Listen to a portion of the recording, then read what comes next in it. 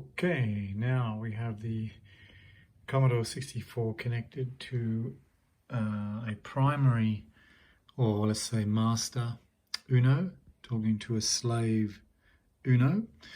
And we've got my Robot Guitar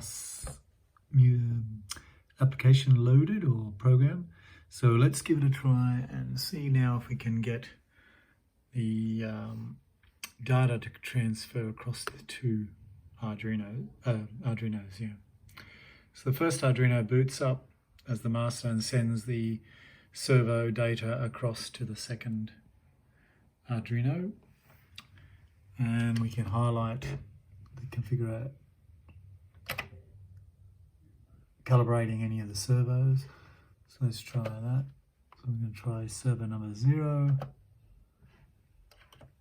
And I've added the ability to use the joystick, so we can push up or down, and we can watch the servo changing position to prove that the joystick is in fact controlling the position of the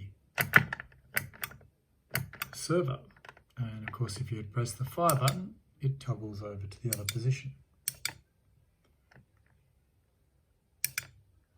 As you can see here, I'll click the joystick fire button.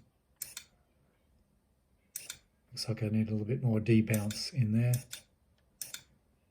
but it is working, and the Arduino is confirming the toggling.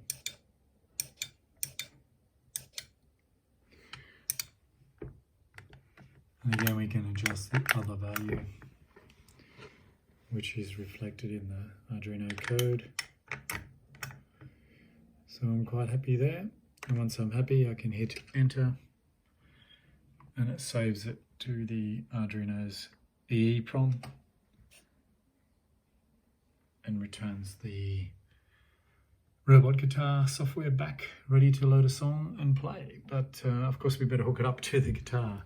But anyway, I just wanted to show this version 3, as I would call it, is getting close to completion, allowing a lot more motors.